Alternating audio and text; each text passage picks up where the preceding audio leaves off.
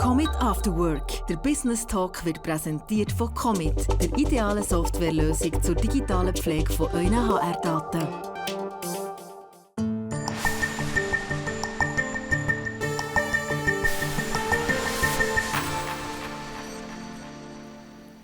Eric Schneider aurait aussi aimé être pilote professionnel ou hacker éthique, mais ça aurait été plus difficile pour lui de reprendre les rênes de l'entreprise familiale Silvac, une entreprise qui fabrique des instruments de mesure connectés de haute précision. Eric Schneider est donc ingénieur, mais quoi qu'on dise des ingénieurs, lui, il aime bien communiquer. Eric Schneider, bonsoir. Bonsoir. Est-ce que j'ai raison, vous aimez bien communiquer ? Oui, tout à fait. C'est un élément qui est important dans notre métier. Alors, la communication en elle-même est un peu difficile pour nous, étant des ingénieurs, plus sur des techniques. Par contre, elle est extrêmement importante et c'est toujours un plaisir d'avoir un feedback ou des échanges avec des partenaires. Important pour la communication avec les clients, pour s'ouvrir au monde. C'est vrai qu'on a l'impression, on a parfois cette image de l'ingénieur un peu cloîtré, replié sur lui-même dans ses inventions. Vous dirigez donc cette entreprise Silvac qui compte 130 collaborateurs avec un siège à Malray et une entreprise aussi à Yverdon. Vous produisez 2500 instruments de mesure par semaine en moyenne. Avec ces instruments de mesure, on peut mesurer tout type de choses. Alors des implants dentaires, des carrosseries de voitures, des pièces pour l'aéronautique, l'horlogerie, pour l'industrie de l'emballage. Vos best-sellers s'y vont vers quel type d'industrie ?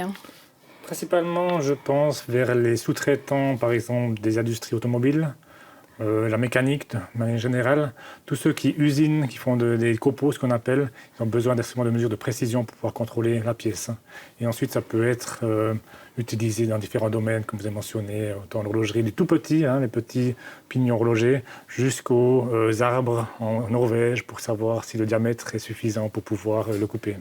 Alors justement, des applications, des champs d'application qui vous surprennent un petit peu. Il y aurait quoi ? J'ai lu notamment mesurer la taille des homards en biologie marine. Exactement, ouais, mesurer la taille des homards ou la grandeur des crabes aussi, pour ça, des bases de crabes, pour savoir s'ils sont suffisamment grands pour pouvoir être mis sur le marché. Alors on va voir une photo d'un pied à coulisses. Donc ça c'est un instrument traditionnel que j'ai vu que le premier a été retrouvé au 6e siècle même avant Jésus-Christ. Mais on place donc une pièce entre les deux becs et puis on a la mesure qui s'affiche sur l'écran et sur l'écran d'ordinateur. C'est ça votre particularité, c'est des appareils entre autres connectés. Exactement, de plus en plus. Donc on a toujours fait des appareils digitaux, donc affichage facile à lire, qu'on puisse ensuite connecter pour pouvoir ensuite saisir la donnée et ensuite traiter la donnée pour pouvoir corriger la machine ou simplement donner au client pour le contrôle qualité. Parce que j'imagine qu'à l'époque, donc on devait prendre justement son bloc-notes et puis noter à la main chaque mesure qu'on voyait soit sur la petite règle, soit alors le digital est quand même venu il y a quelques dizaines d'années sur le petit écran. Ça prenait beaucoup plus de temps. Ça prend plus de temps, il y a un risque d'erreur. Comme vous dites, à petite règle, on devait être très précis avec les traits pour savoir la précision exacte de la position. Aujourd'hui, c'est facile, même sans lunettes, pour les personnes un peu plus âgées comme moi, même sans lunettes, vous pouvez lire la mesure et elle est fiable. Qu'est-ce qui vous passionne dans cette branche de la métrologie ? La métrologie, c'est fortement intéressant. Déjà, on est partout dans tous les domaines. Donc, il y a aussi partout dans le monde multiculturel. Mais surtout, après, c'est les compétences nécessaires. Typiquement, chez Silvac, on a de la mécanique, de l'électronique, de l'informatique, du logiciel software et de l'optique. Et puis cette alliance, j'ai une formation de base de microtechnique, cette alliance de toutes les compétences est fortement intéressante pour nous en tant qu'ingénieurs. Donc vous avez des ingénieurs en recherche et développement qui viennent des différentes branches. Exactement, c'est 4 branches, chacun un département de développement. Alors c'est d'ailleurs comme ça que l'entreprise est née, dans cet esprit-là, fusionner la micromécanique et l'électronique.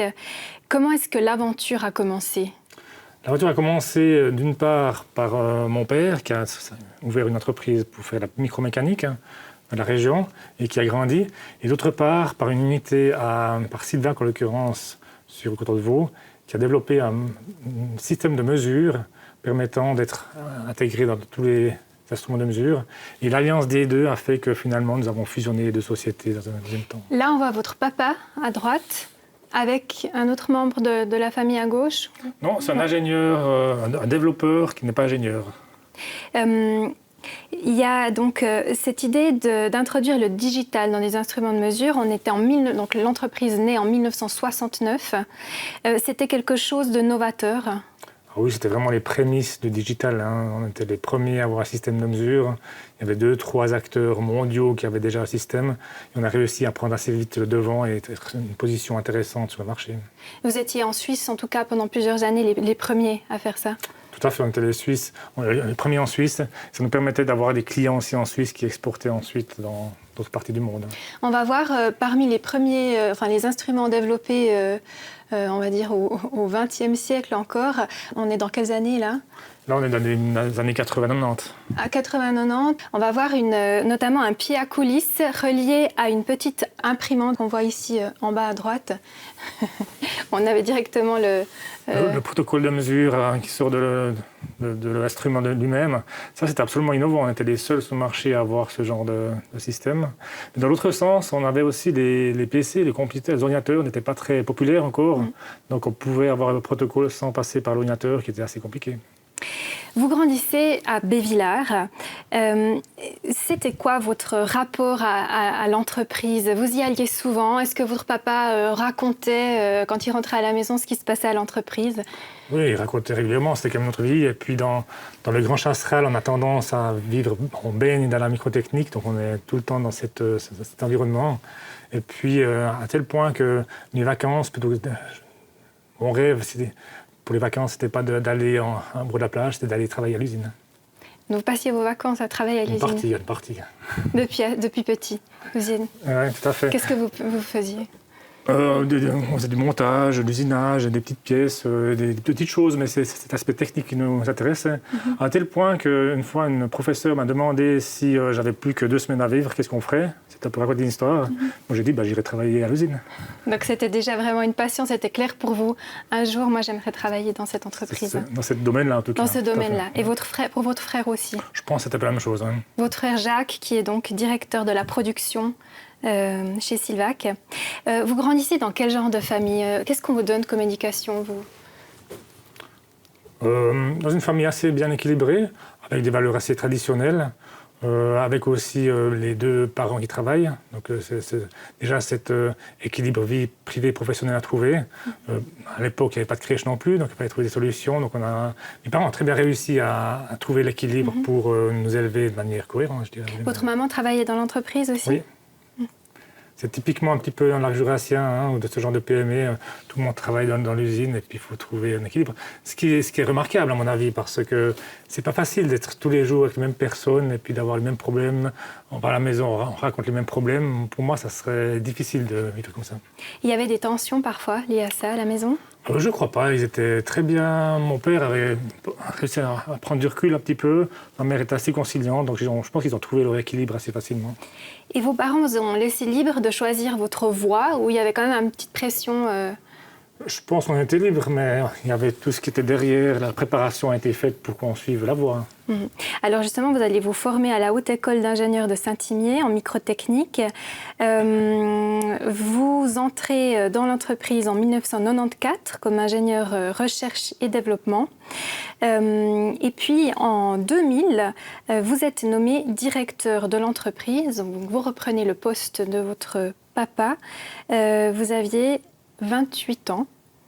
Exactement. Qu'est-ce que vos souvenirs sont comment de cette période-là ? C'est jeune pour assumer de telles responsabilités. Oui et non, parce que mon père a pris sa retraite assez tôt. Par contre, il est resté au conseil d'administration, donc il y avait un soutien derrière. Il est resté aussi en soutien derrière pour les problèmes quotidiens. Et puis j'avais mon frère derrière aussi en backup. Donc je pense que l'équilibre était assez bon. Oui, il y a 2-3 responsabilités. J'ai fait des erreurs, on apprend des erreurs, je prends aussi. Et puis on a réussi comme ça à bien travailler ensemble, en famille, je pense, pour viser le moyen et le long terme. Vous devenez directeur du groupe après que Schneider fusionne. L'entreprise s'appelait Schneider Esta. Elle fusionne avec l'entreprise Silvac à Crissier. Elle se renomme Silvac. Vous passez de 40 à 80 collaborateurs. Ça, c'était un gros saut en avant aussi. Oui, alors ça, c'était le plus important comme saut déjà. Pour la partie management, hein, il y a 2 équipes sur 2 endroits différents avec des cultures différentes. Hein.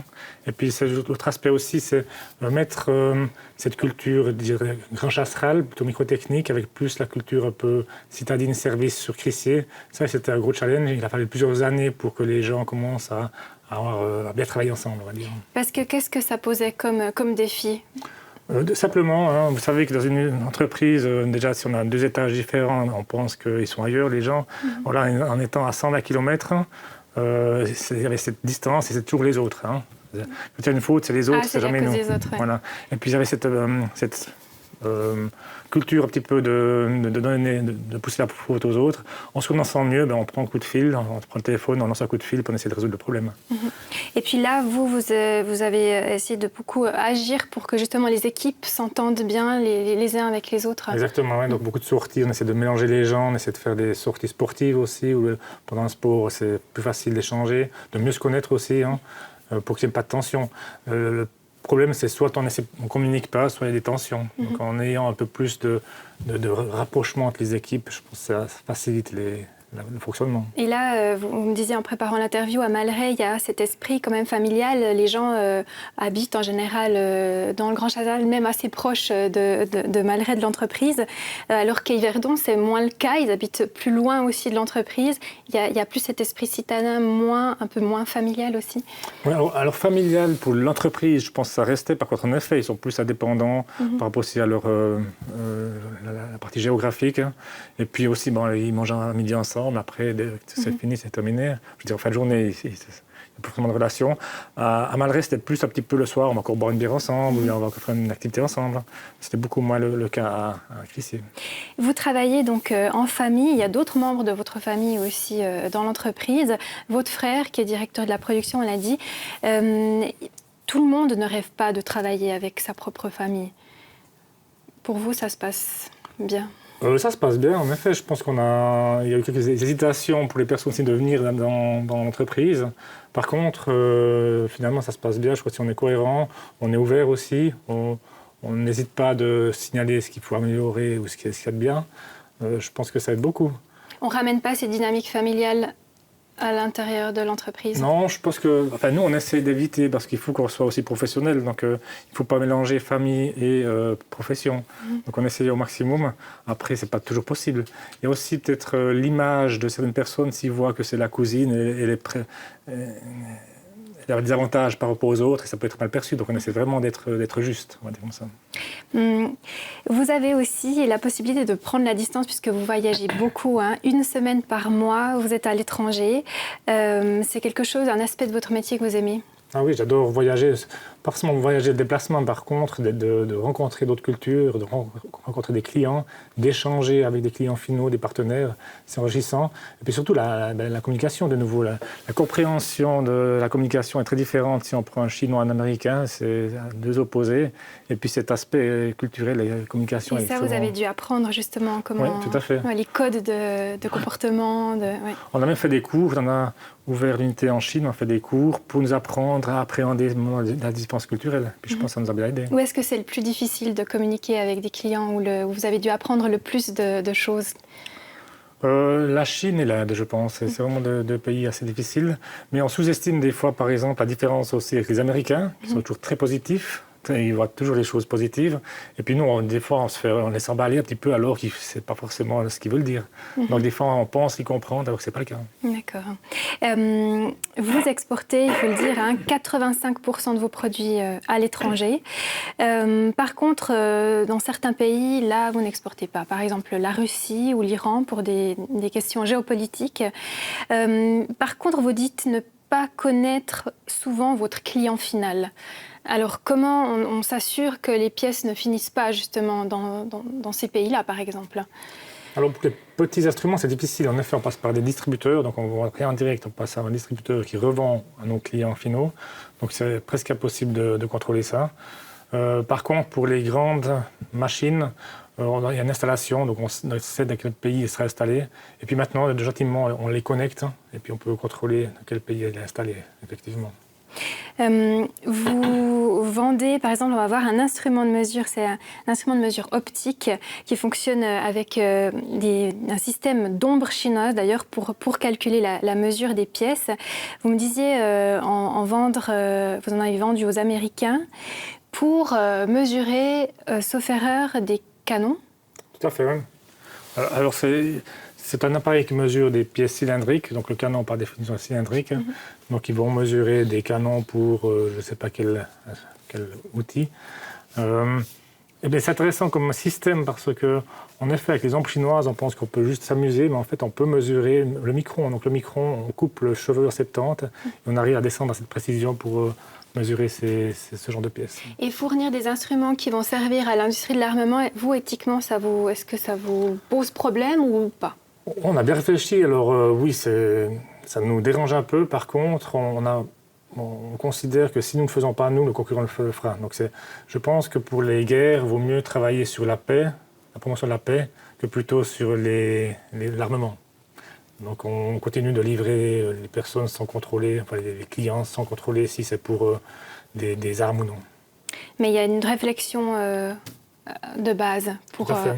Mais même si on voudrait ne pas livrer aux industries de l'armement, on ne pourrait pas contrôler parce que passer par plusieurs distributeurs, on ne sait pas qui est le client final. Donc ça devient trop difficile à contrôler. Vous avez l'impression qu'il faudrait qu'il y ait plus de règles données aussi par l'État pour permettre de faciliter ce contrôle? Non, moi je pense qu'il faut au contraire moins de règles. Je pense typiquement les banques, l'interdiction d'exploitation en Russie, à mon avis, ça ne sert à rien. Par contre, il faudrait travailler proactivement, comme malheureusement n'a pas fait la Suisse, proactivement pour promouvoir la paix et puis essayer de résoudre les conflits. Il y a beaucoup de conflits qui, à mon avis, pourraient être tués dans l'œuf si on les prend assez tôt. On le disait, donc vous êtes à l'étranger une semaine par mois. Avoir un papa qui voyage beaucoup pour votre fille qui a aujourd'hui 17 ans, est-ce que ça a été difficile? Pour vous aussi? Bon, pour moi, une fois qu'on est en voyage, je pense qu'on n'a pas le temps tellement de penser à ce genre de choses-là.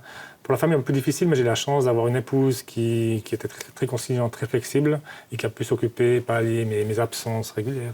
On voit sur la photo votre épouse tout à droite, qui s'appelle Jannick, et votre fille Lara. C'était en 2014, juste à côté de votre épouse. Et puis alors là, elles sont en train de se faire mesurer, donc c'est toute la famille, les cousins, cousines aussi, par un pied à coulisses géant. Vous pouvez nous raconter ce qu'on voit? Pour notre inauguration du bâtiment à Malray, nous avons développé et construit avec les apprentis un pied à coulisses géant, le plus grand du monde. Et on a profité de faire un record Guinness Book, l'inscrire au Guinness Book comme le plus grand pied à coulisses du monde. Et on a fait un petit événement avec, entre autres, des mesures de personnes. Alors vous êtes aussi passionné de pilotage, on l'a dit, hein. Vous pilotez des avions privés. Qu'est-ce que vous aimez dans le pilotage? La partie technique, structurelle, hein, je pense que déjà c'est intéressant d'avoir des checks, d'avoir des situations d'urgence à gérer. Et puis après, c'est la partie volée, typiquement quand on va voler dans les Alpes, je dirais c'est superbe. On peut faire le tour du Cervin en 1h30 le matin, le dimanche matin, puis revenir pendant qu'on déjeuner avec la famille. C'est vraiment un beau loisir. Et puis aussi, on a profité d'aller, comme sur cette photo-là, d'aller jusqu'en Corse avec les petits avions. En 2h30, 3h30, on arrive à décoller de Neuchâtel, puis ensuite poser en Corse. Donc c'est pour un week-end. Ça vous arrive d'avoir des situations vraiment difficiles? Comme pilote, il y a toujours quelques situations d'urgence. Typiquement, une fois, j'avais l'alternateur qui ne rechargeait plus les batteries. Alors, je voyais les jauges à essence qui descendaient. Je regardais si j'avais un trou dans le réservoir. Ce n'était pas le cas. Puis, finalement, on a compris que c'était ça. Donc, j'avais ma soeur et ma mère avec moi. Et puis, elles étaient un peu tendues, malheureusement. Parce qu'on a continué le vol. Puis après, on allait atterrir. Alors, je disais, on va essayer d'atterrir en rentrant. Elles sont revenues avec vous les fois suivantes. C'était fini. Vous êtes aussi passionné de sport, golf, du triathlon. Qu'est-ce que vous aimez dans le sport? Alors déjà, se dépasser. Je pense que c'est intéressant d'avoir des objectifs, des buts. Et puis après, beaucoup par rapport à la vie privée professionnelle, c'est de pouvoir évacuer un petit peu la pression, changer dans sa tête, penser à autre chose et prendre du recul un petit peu sur les affaires. Et le défi le plus grand que vous êtes fixé, que vous avez réussi à relever dans le sport, c'est quoi? Je pense que c'est l'Ironman que j'ai fait il y a quelques années, qui est vraiment quand même chronophage pour l'entraînement. Vous vous rappelez ce que c'est l'Ironman? Un Ironman, c'est on nage 3,8 km, on roule à vélo 180 km, puis ensuite on finit par un marathon 42 km en course à pied. Et puis c'est vrai que ça a l'air impressionnant. Et puis ce qui est vraiment impressionnant, encore, je suis un ancien nageur, j'ai fait de la natation de compétition. Donc j'aime bien 2 heures en natation, donc on part pour 10 heures de sport, on part en sprint en fait. Ça c'est impressionnant. Puis après il faut pouvoir reprendre son souffle et puis continuer. Mais c'est des enchaînements aussi qui sont intéressants. En défi maintenant professionnel, vous détenez avec Silvac 5% du marché mondial. Votre concurrent principal, c'est le japonais Mitutoyo qui possède 50% du secteur. Pourquoi il y a cette différence? Pourquoi est-ce que vous n'avez pas plus de pourcentage? C'est une bonne question. On aimerait bien arriver à leur niveau, mais c'est ambitieux un petit peu.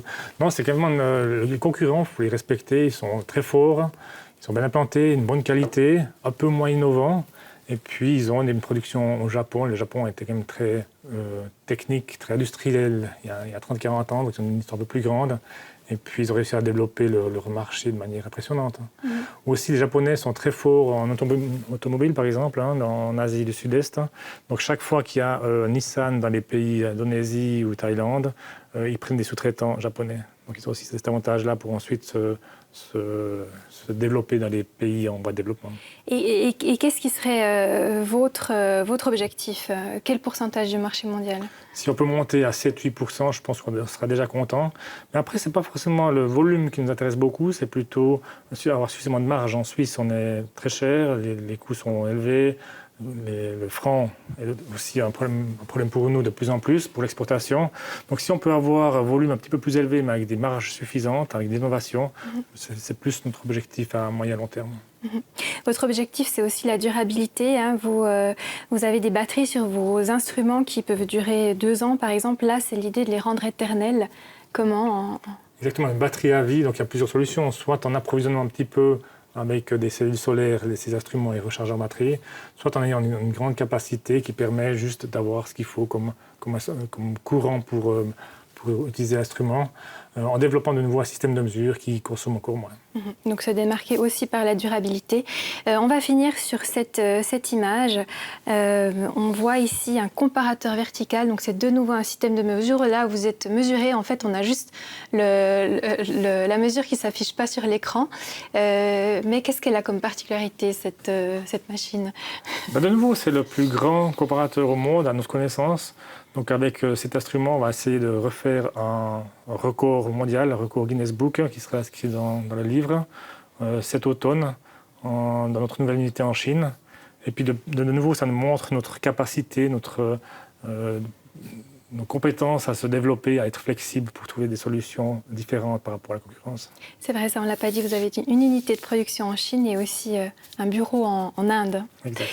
Eric Schneider, merci beaucoup de nous avoir dévoilé votre métier, les coulisses de votre entreprise. Avec plaisir, merci. Quant à nous, chers téléspectateurs et téléspectatrices, on se retrouve bientôt pour une prochaine émission de Commit After Work, le Business Talk. Merci de nous avoir suivis.